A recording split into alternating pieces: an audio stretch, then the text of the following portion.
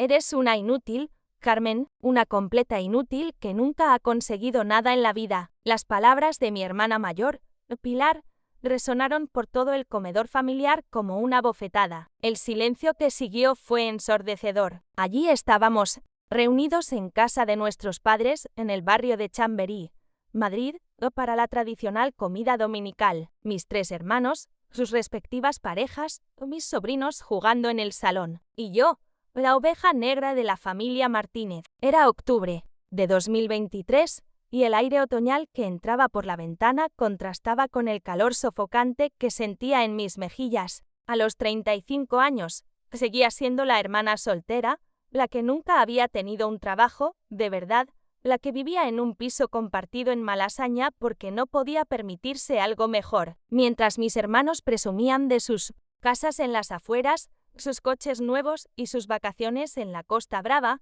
yo intentaba pasar desapercibida. Pilar, no seas tan dura, murmuró mi madre, Elena, aunque su tono no sonaba muy convincente. Llevaba puesto su delantal de domingo, el mismo que usaba desde que tengo memoria, con pequeñas flores azules ya desteñidas por los años. Sus ojos evitaban los míos mientras recogía los platos de la paella que apenas había tocado. Dura, mamá, tiene 35 años y sigue viviendo como una adolescente, continuó Pilar, gesticulando con su copa de vino tinto. Su marido, Javier, asentía desde el otro lado de la mesa mientras cortaba la carne para su hijo pequeño. Trabajos de medio tiempo aquí y allá, sin pareja estable, sin hijos. ¿Qué has aportado a esta familia, Carmen? Mi hermano Miguel, el mayor de todos, carraspeo incómodo. Bueno, cada uno tiene su ritmo, pero incluso él parecía estar de acuerdo con Pilar. Su esposa,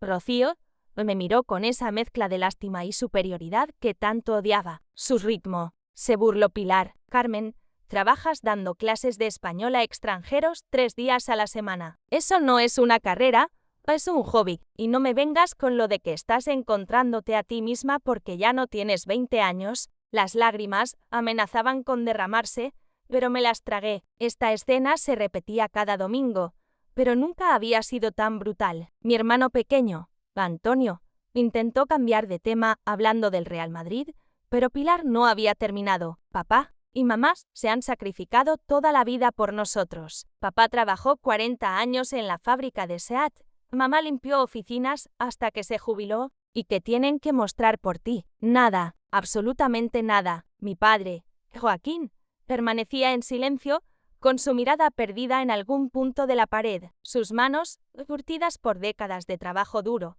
jugueteaban nerviosamente con la servilleta. Sabía que él nunca me defendería abiertamente, no era su estilo, pero tampoco me atacaría como lo hacía Pilar. «Basta ya», susurré finalmente, la voz apenas audible. «Perdón», Pilar alzó una ceja. «He dicho que basta». Me puse de pie, las piernas temblándome ligeramente. «Ya he escuchado suficiente por hoy. Te vas. ¡Qué sorpresa! Como siempre, hoy es cuando las cosas se ponen difíciles». Tomé mi bolso de la silla y caminé hacia la puerta. En el pasillo, pude escuchar los murmullos de mi familia, probablemente discutiéndolo, problemática, que era. Los niños seguían jugando en el salón, ajenos al drama adulto que acababa de desarrollarse. «Carmen, espera», me gritó mi madre desde la cocina, pero no me detuve. Salí a la calle José Abascal y respiré profundamente. El aire fresco de octubre me calmó un poco, pero el nudo en el estómago permanecía. Caminé hacia el metro,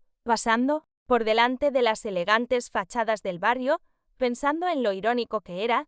Mi familia me veía como una fracasada, pero yo era la única que realmente conocía Madrid, que sabía dónde conseguir las mejores tapas por 2 euros, que podía caminar por cualquier rincón de la ciudad sintiendo que pertenecía allí. Pero quizás tenían razón, quizás era una inútil. El lunes por la mañana llegué a la Academia de Idiomas, Habla Ya, en la calle Fuencarral con los ojos hinchados de tanto llorar. Había pasado el domingo por la tarde en el Retiro, sentada en un banco cerca del Palacio de Cristal, viendo pasar a las familias felices y preguntándome qué había hecho mal en la vida. «Buenos días, Carmen», me saludó Mónica, la recepcionista, con su habitual sonrisa forzada. La academia no era gran cosa, 3 aulas pequeñas, una sala de profesores que parecía más bien un armario, y Mónica detrás de un mostrador que había visto mejores días, pero era mi refugio, el único lugar donde me sentía útil. Buenos días, me murmuré,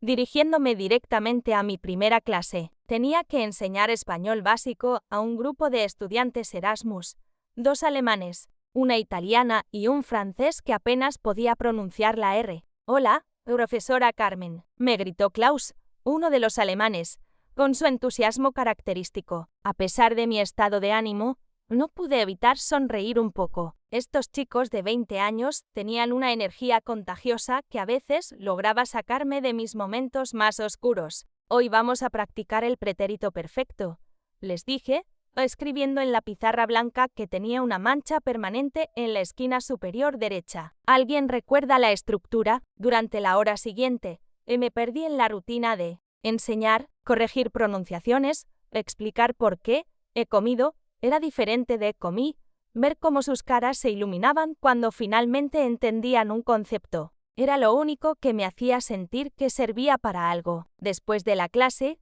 me quedé en la pequeña sala de profesores revisando ejercicios. El wifi era lento, la calefacción funcionaba cuando quería y la máquina de café llevaba rota. Desde el verano, pero era mi espacio, aquí no era la hermana inútil, era simplemente Carmen, la profesora de español. Mi teléfono vibró. Un mensaje de mi madre. Hija, ayer te fuiste muy alterada. ¿Estás bien? Tu hermana no quería molestarte, solo se preocupa por ti. Suspiré y guardé el teléfono, sin responder. Siempre era lo mismo. Pilar atacaba, yo reaccionaba, y después mi madre intentaba mediar como si fuera solo un malentendido. Pero no era un malentendido, era la realidad de mi vida vista a través de los ojos de mi familia. A la hora del almuerzo, bajé a mi bar favorito de la esquina, el Rincón de Pepe. Era uno de esos lugares auténticos que aún quedaban en Madrid. Barras de mármol manchadas de café, jamón colgando del techo. Y Pepe, el dueño de 60 años, conocía la vida de todos sus clientes regulares. Lo de siempre. Carmen, me preguntó mientras secaba un vaso con un trapo que había visto mejores días. Sí, por favor, un bocadillo de tortilla y una caña. Pepe me conocía desde hacía 3 años, desde que empecé a trabajar en la academia. Sabía que los domingos siempre llegaba los lunes más callada de lo normal, aunque nunca me había preguntado por qué. ¿Todo bien? ¿Y niña? Me preguntó esta vez, pasándome el bocadillo envuelto en papel de aluminio. Sí. Solo, familia. Ya sabes, Pepe asintió con esa sabiduría de quien ha visto muchas vidas pasar por su bar. Las familias son como los equipos de fútbol. Te tocan en suerte y no los puedes cambiar, pero tampoco tienes que aguantar que te hagan sufrir cada domingo. Me quedé pensando en sus palabras mientras comía. ¿Por qué seguía yendo a esas comidas familiares si siempre terminaban igual? Por costumbre, supongo, o quizás porque en el fondo esperaba que algún día las cosas cambiaran, y mis hermanos me vieran como algo más que la oveja negra. Por la tarde tuve una clase privada con Margaret, una estadounidense de 50 años que había venido a Madrid para encontrarse a sí misma después de un divorcio. Ironías de la vida. Carmen, yo en different today, me dijo Margaret mientras repasábamos vocabularios sobre comida. More, udo yousai, triste, just, tired, elementí. No tenía ganas de explicar que mi propia familia me consideraba un fracaso. Cuando terminó la clase,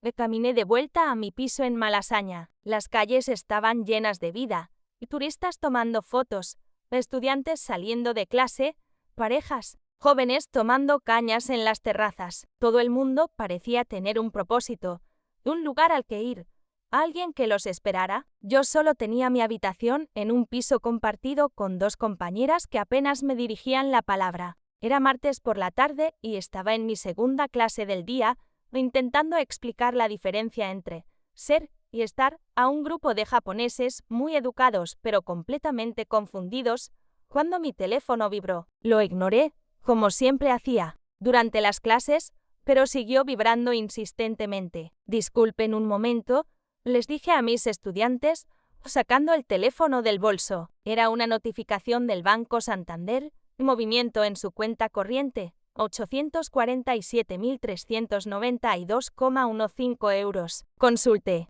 los detalles en nuestra app. Mi corazón se detuvo. Leí el mensaje 3 veces, parpadeando como si eso fuera a cambiar los números. 847.000 euros. Tenía que ser un error muy, muy grande. Profesora Carmen, ¿está usted bien?, me preguntó. Hiroshi, uno de mis estudiantes, con su cortesía japonesa característica. Se ve muy pálida. Sí, es solo que traté de recuperar la compostura, pero las manos me temblaban. Disculpen, creo que tengo que. Vamos a terminar la clase aquí. Estudien las páginas 47 y 48 para mañana, ¿vale? Los estudiantes se miraron entre ellos, confundidos por mi comportamiento errático, pero empezaron a recoger sus cosas educadamente. En cuanto salieron del aula, abrí inmediatamente la aplicación del banco con dedos temblorosos. La transferencia era real, completamente real. Origen: herencia testamentaria Bufete Jiménez,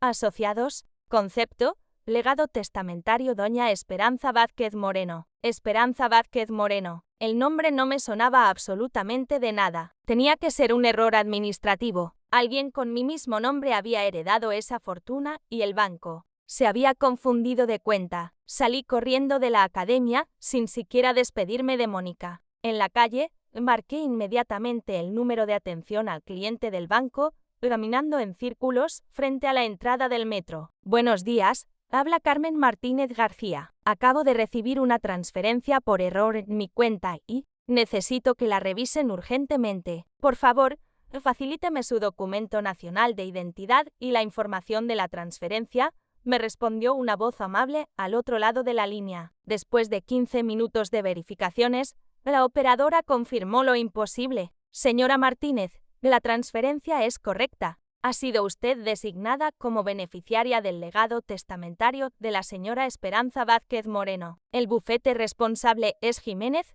asociados, ubicado en la calle Serrano. Le recomiendo que se ponga en contacto con ellos para obtener más detalles. Colgué el teléfono y me quedé parada en medio de la acera, con gente pasando a mi alrededor como si nada hubiera cambiado, pero todo había cambiado. En menos de 5 minutos, había pasado de ser la hermana inútil que vivía al día a tener casi 1 millón de euros en mi cuenta bancaria. Mi primer impulso fue llamar a mi familia, pero me detuve con el dedo sobre el contacto de mi madre. ¿Y si era realmente un error? ¿Y si mañana descubría que todo había sido una confusión administrativa y el dinero desaparecía? No podía soportar la idea de darles esperanzas solo para después tener que admitir que, una vez más, había fracasado. En su lugar, tomé el metro dirección Serrano. Tenía que llegar al fondo de este misterio antes de decirle nada a nadie. El bufete Jiménez, asociados, estaba en uno de esos edificios elegantes de principios del siglo XX, con portería uniformada y ascensores de hierro forjado. Me sentía completamente fuera de lugar con mis vaqueros desgastados y mi bolso de segunda mano. Buenos días, vengo por el tema del legado de Esperanza Vázquez Moreno, le dije a la recepcionista, una mujer mayor de aspecto muy profesional. ¿Es usted Carmen Martínez García? Sí. ¿El señor Jiménez la está esperando? Tercer despacho a la derecha. Me estaba esperando. ¿Cómo sabían que iba a venir? El abogado era un hombre de unos 60 años, con gafas de montura dorada y un traje que probablemente costaba más que mi alquiler de 3 meses. Me recibió con una sonrisa amable pero profesional. Señora Martínez, por favor, tome asiento. Supongo que la transferencia la ha tomado por sorpresa. Señor Jiménez, creo que ha habido un error. Yo no conozco a ninguna Esperanza Vázquez Moreno. El abogado abrió una carpeta gruesa sobre su escritorio de madera pulida. Permítame explicarle la situación. La señora Vázquez Moreno falleció el mes pasado a los 87 años. No tenía familia directa,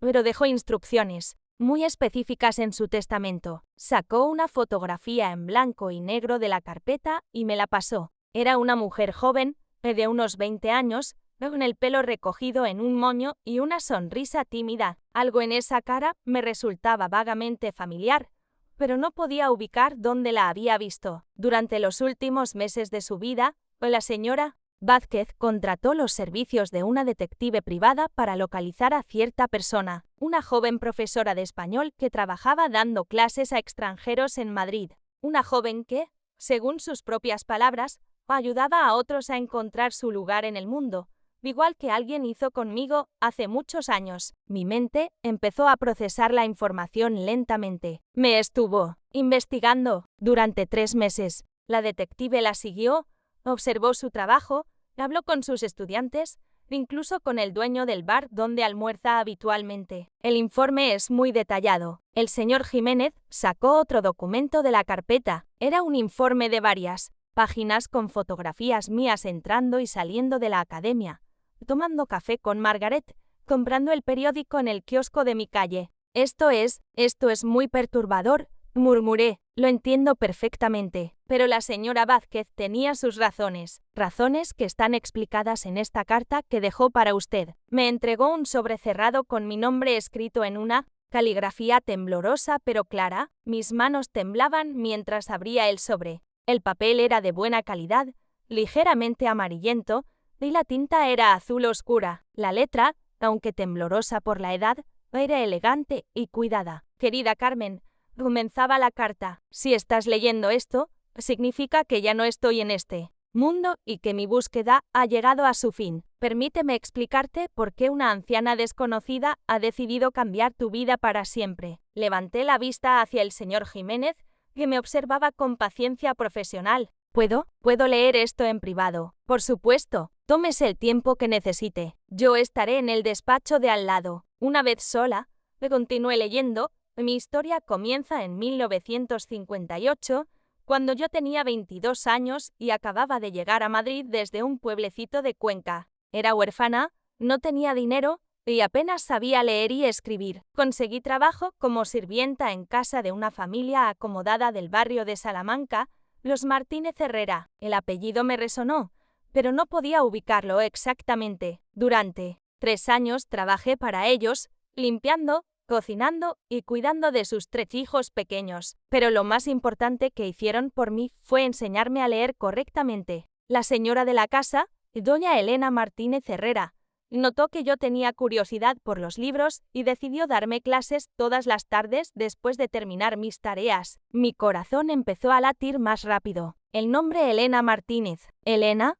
me enseñó no solo a leer, sino a escribir con buena letra, a hacer cuentas, e incluso algo de francés. Me regaló libros, me explicó cómo funcionaba el mundo más allá de mi pueblo. Por primera vez en mi vida, me sentí capaz de algo más que limpiar y cocinar. Las piezas empezaron a encajar en mi mente. Mi abuela materna se llamaba Elena Martínez Herrera. Había muerto cuando yo tenía 12 años, pero recordaba vagamente las historias que contaba sobre su casa en el barrio de Salamanca, sobre las muchachas que trabajaban para ella. En 1961, conocí a un hombre maravilloso, Aurelio Vázquez, y nos casamos. Elena me ayudó a prepararme para la boda, me regaló mi vestido e incluso me dio una pequeña suma de dinero para empezar mi nueva vida. Sin su generosidad y paciencia, jamás habría podido salir de la pobreza. La carta continuaba explicando cómo Esperanza y su marido habían montado un pequeño negocio de ultramarinos que,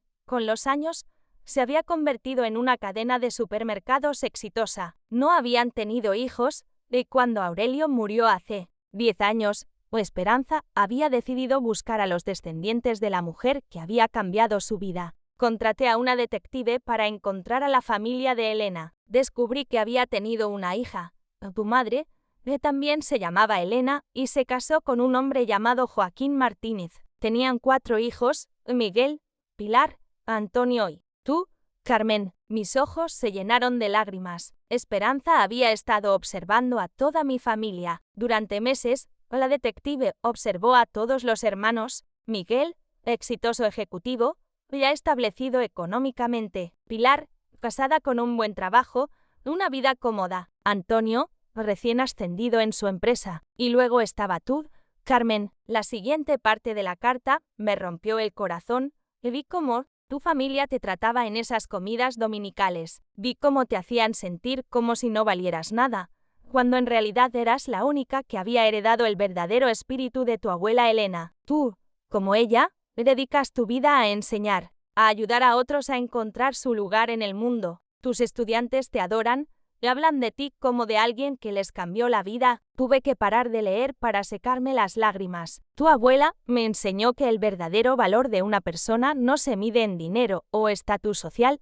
sino en cómo trata a los demás, especialmente a aquellos que no pueden darle nada a cambio. ¿Tú haces eso todos los días, Carmen? ¿Enseñas a extranjeros perdidos en un país nuevo? ¿Los ayudas a comunicarse, a sentirse menos solos, exactamente igual que tu abuela hizo conmigo? La carta terminaba con una explicación sobre la herencia, casi 1.000.000 de euros, además de un pequeño apartamento en el barrio de Retiro y algunas acciones de la empresa familiar. No te doy este dinero porque lo necesites para ser feliz. Te lo doy porque mereces tener la libertad de elegir tu camino sin que nadie te haga sentir inferior. Usa esta libertad sabiamente, querida Carmen. Y recuerda siempre que tu abuela Elena estaría muy orgullosa de la mujer en la que te has convertido. El sobre también contenía una fotografía, mi abuela Elena, joven, de pie junto a una muchacha que ahora reconocía como Esperanza. Ambas sonreían en el jardín de lo que supuse era la casa familiar. Al reverso de la foto, con la misma caligrafía temblorosa, Elena Martínez Herrera y Esperanza, verano de 1960. Maestras y alumnas, todas. Salí del bufete en un estado de shock completo. El sol de la tarde de octubre me cegó momentáneamente cuando llegué a la calle Serrano, y tuve que apoyarme contra la pared del edificio para procesar todo lo que había descubierto. Mi abuela Elena, de quien apenas tenía recuerdos fragmentados, había cambiado la vida de una joven 30 años antes de que yo naciera. Y ahora, esa joven, convertida en una mujer exitosa, había decidido cambiar la mía. Caminé sin rumbo fijo durante horas, pasando por el Retiro, por Gran Vía, por las calles empedradas del Madrid de los Austrias. En cada esquina recordaba algo diferente, mis padres hablando en susurros sobre facturas impagadas, mi madre contando monedas para hacer la compra semanal, yo misma rechazando salidas con amigos porque no podía permitirme tomar copas en el centro, y ahora tenía casi 1.000.000 de euros en mi cuenta bancaria. Mi teléfono sonó interrumpiendo mis pensamientos. Era mi madre. Carmen.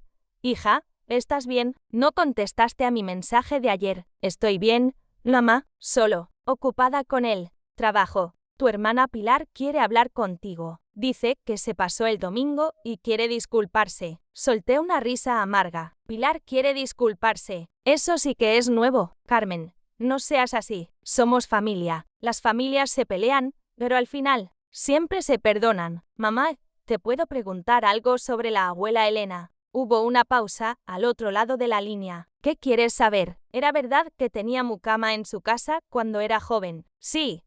Claro, en esa época las familias acomodadas tenían servicio. ¿Por qué me lo preguntas? ¿Recuerdas a alguna en particular? Mi madre se quedó pensativa. Había una chica muy joven, creo que se llamaba Esperanza. Tu abuela siempre hablaba bien de ella y decía que era muy inteligente. ¿Por qué tanto interés? ¿Solo curiosidad? Mamá, te llamo luego. ¿Vale? Colgué antes de que pudiera hacerme más preguntas. Necesitaba tiempo para decidir qué hacer con esta información, con este dinero, con esta nueva realidad que había caído sobre mí como un rayo. Esa noche, en mi pequeña habitación de Malasaña, me senté en la cama con mi laptop y empecé a investigar. Busqué Supermercados Vázquez en Google y encontré docenas de artículos sobre la cadena familiar, sobre la muerte de Esperanza Vázquez el mes anterior, sobre su legado filantrópico. Una noticia en particular me llamó la atención. La empresaria Esperanza Vázquez dona su fortuna a causas educativas.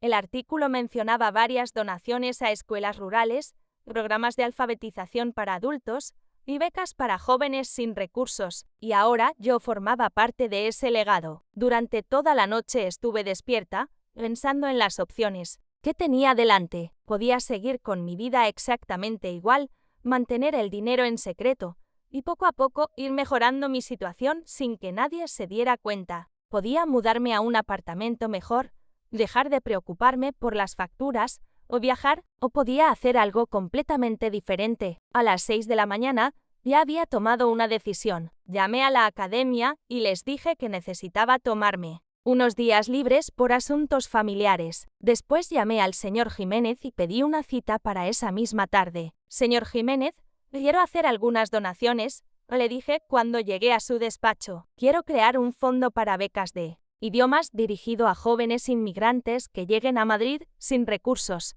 El abogado sonrió y tomó notas mientras yo le explicaba mi idea: usar parte del dinero para crear una fundación que ofreciera clases gratuitas de español a inmigrantes y también clases de inglés y otros idiomas para jóvenes españoles sin recursos que quisieran mejorar sus oportunidades laborales. Es una idea excelente, señora Martínez, muy en línea con el espíritu filantrópico de la señora Vázquez. ¿Qué porcentaje de la herencia quiere destinar a este proyecto? Un tercio, respondí sin dudarlo. Quiero que se llame Fundación Elena Esperanza, en honor a mi abuela y a la señora Vázquez. Mientras firmaba los primeros documentos, sentí algo que no había experimentado en años: orgullo. Por primera vez en mi vida, estaba haciendo algo que realmente importaba, algo que honraba la memoria de dos mujeres extraordinarias, pero aún me quedaba la parte más difícil: contarle a mi familia lo que había pasado. El domingo siguiente llegué a casa de mis padres con una hora de retraso. Lo había hecho a propósito,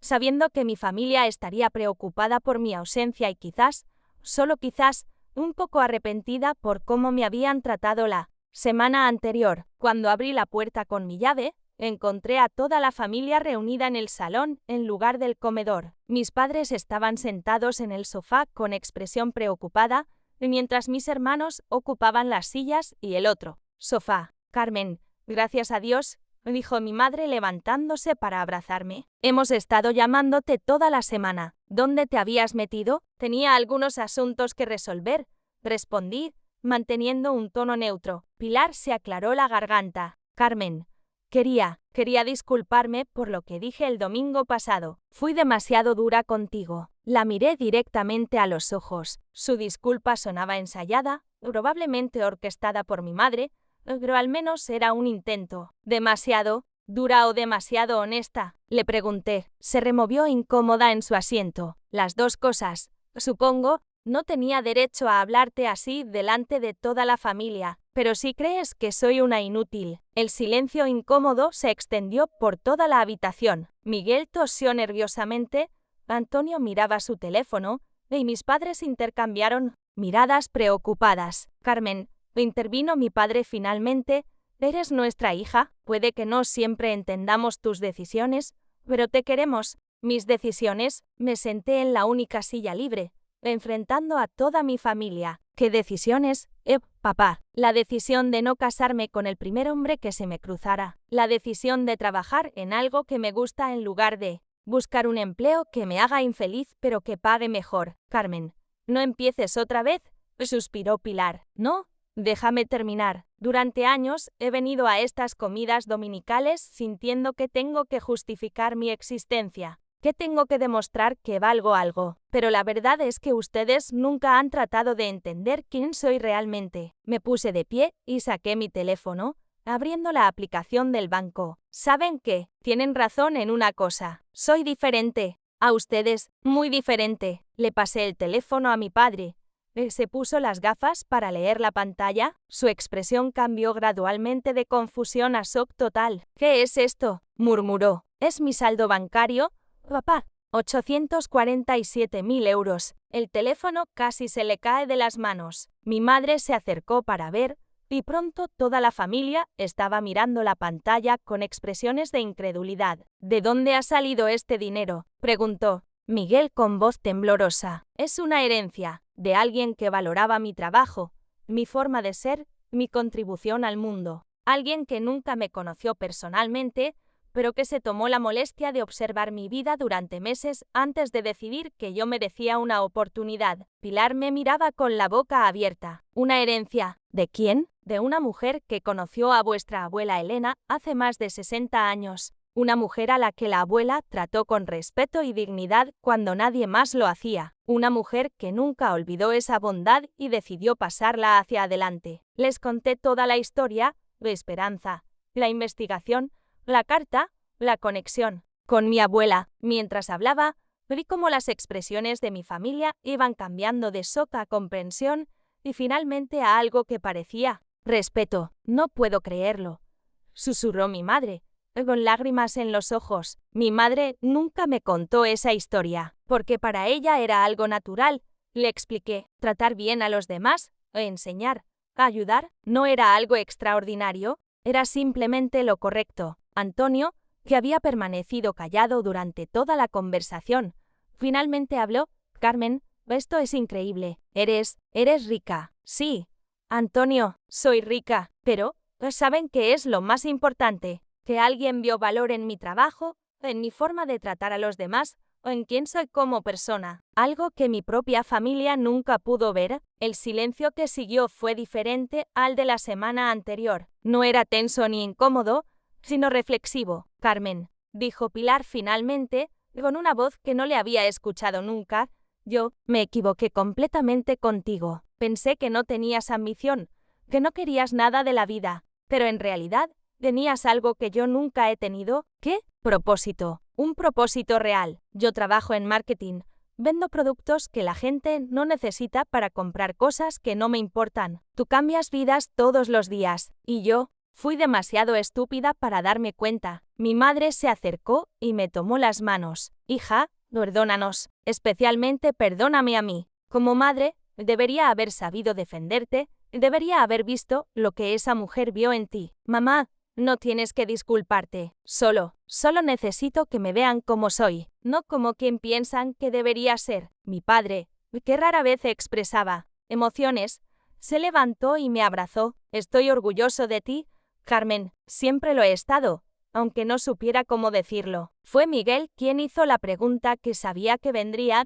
¿Y qué vas a hacer con todo ese dinero? Sonreí por primera vez en toda la conversación. Voy a crear una fundación para enseñar idiomas a inmigrantes y jóvenes sin recursos. Voy a expandir lo que ya hago, pero a gran escala. Voy a honrar la memoria de la abuela Elena y de Esperanza Vázquez. ¿Vas a darlo todo?, preguntó Pilar, incrédula. No todo, pero sí una parte importante. El dinero solo tiene valor si se usa para algo que importe. Durante el resto de la tarde, por primera vez en años, tuvimos una conversación real. Mis hermanos me preguntaron sobre mi trabajo, sobre mis estudiantes o sobre mis planes para la fundación. Mis padres recordaron historias de mi abuela que nunca habían compartido conmigo, y yo me di cuenta de algo importante, y no había cambiado solo mi situación económica. Había cambiado la forma en que mi familia me veía, pero más importante aún, había cambiado la forma en que yo me veía a mí misma. Por primera vez en mi vida,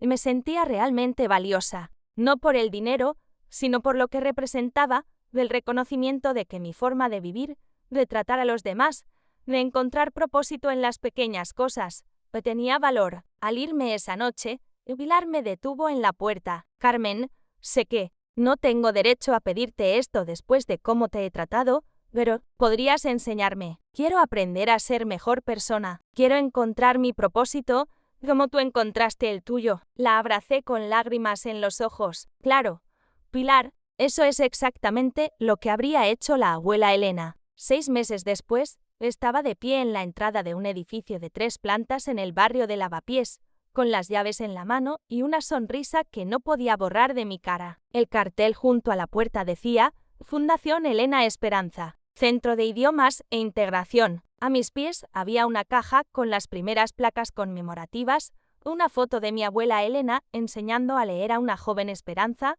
y debajo, la frase que se había convertido en el lema de la fundación. Enseñar es plantar semillas en jardines que quizás nunca veas florecer. ¿Estás lista?, me preguntó Pilar, que había llegado temprano para ayudar con los últimos preparativos. En estos meses, mi hermana había cambiado tanto que a veces me costaba reconocerla. Había dejado su trabajo en marketing y ahora coordinaba los programas de voluntariado de la fundación. Más que lista, respondí, abriendo la puerta principal. El edificio era perfecto, aulas amplias y luminosas en la planta baja, oficinas administrativas en la primera planta y una biblioteca multilingüe en la segunda. Habíamos instalado computadoras con programas de aprendizaje de idiomas, una pequeña cafetería donde estudiantes y profesores podían interactuar y hasta un área de juegos para los hijos de los estudiantes. A las 9 de la mañana llegaron los primeros estudiantes. Fátima, una joven marroquí que trabajaba limpiando oficinas por las noches. José,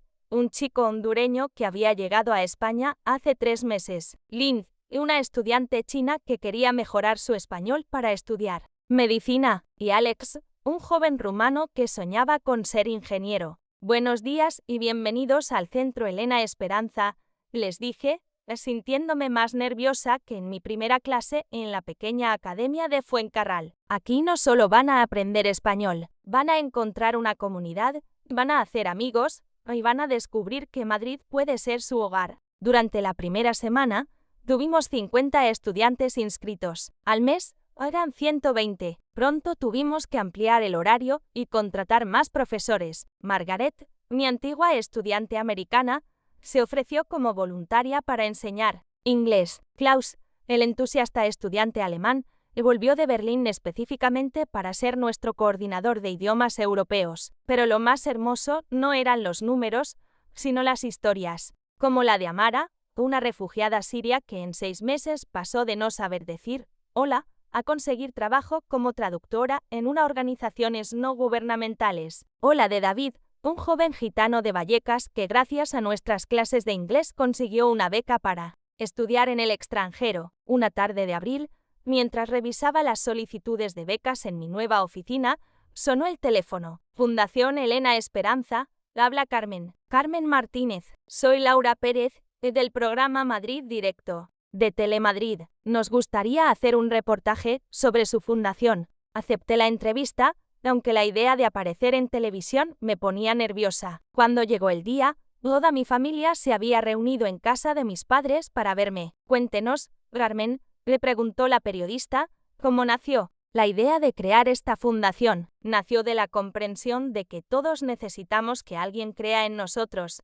Respondí, pensando en Esperanza, en mi abuela Elena, en todos mis estudiantes. A veces, la diferencia entre el fracaso y el éxito es simplemente que una persona te vea como algo más que tus circunstancias actuales. Después del reportaje, empezaron a llegar donaciones de toda España, empresas que querían colaborar, particulares que enviaban cheques pequeños pero llenos de cariño, otras fundaciones que proponían proyectos conjuntos. En septiembre, exactamente un año después de recibir la transferencia que cambió mi vida, organizamos un evento especial, la primera graduación de estudiantes del programa intensivo de español para inmigrantes. 50 personas, de 20 países diferentes, recibieron sus certificados esa noche. Algunos habían conseguido trabajo, otros habían sido aceptados en universidades, todos habían encontrado su lugar en Madrid. Durante la ceremonia, leí la carta que Esperanza había escrito para mí, compartiendo su historia por primera vez públicamente. Muchos de los asistentes lloraron cuando expliqué cómo una mujer que había sido ignorada y menospreciada por su origen humilde había logrado crear un imperio y cómo había decidido usar su fortuna para ayudar a otros que se encontraban en su misma situación. Esperanza Vázquez me enseñó que el verdadero éxito no se mide en lo que acumulas, sino en lo que das. Concluí mi discurso, y mi abuela Elena me enseñó, sin saberlo, que enseñar es el regalo más grande que podemos hacer a otro ser humano. Al final de la noche, mientras recogíamos los últimos platos del catering, Lars se acercó a mí. ¿Sabes qué es lo más increíble de todo esto? Me dijo. ¿Qué? Que tú siempre fuiste exactamente la misma persona. Nosotros fuimos los que cambiamos, los que finalmente aprendimos a verte como realmente eres. Esa noche, caminé sola por las calles de Madrid, desde Lavapiés hasta mi nuevo apartamento en Retiro, el mismo que había pertenecido a Esperanza. Era un paseo que había hecho cientos de veces antes, pero ahora era diferente. No caminaba como la oveja negra de la familia, ni como la profesora fracasada que vivía al día. Caminaba como Carmen Martínez García, directora de la Fundación Elena Esperanza, una mujer que había descubierto que su valor no dependía de la aprobación de otros, sino de su capacidad para cambiar vidas. Al llegar a casa, encontré un sobre que alguien había deslizado por debajo de mi puerta. Dentro había una nota escrita en español básico, pero lleno de corazón. Profesora Carmen, soy Fátima. Este mes conseguí trabajo en banco gracias a español que aprendí en su centro. Mis hijos ahora pueden ir a universidad. Usted cambió mi vida entera. Gracias por ver en mí lo que yo no veía. Usted es mi Elena Esperanza. Me senté en el sofá de mi abuela Elena, rodeada de fotos de mis estudiantes, o de mi familia, de la fundación, y finalmente entendí completamente el mensaje que Esperanza había querido transmitirme. El verdadero poder no está en lo que tienes, sino en lo que haces con lo que tienes. Y yo había elegido hacer algo hermoso. En mi mesita de noche, junto a la foto de mi abuela Elena y Esperanza, ahora tenía una nueva imagen. La primera promoción de graduados del Centro Elena Esperanza, 50 personas de 20 países diferentes, sonriendo hacia la cámara con sus certificados en la mano. 50 historias de éxito, 50 vidas cambiadas, 50 semillas plantadas en jardines que ahora veía florecer cada día. Y esto era solo el comienzo.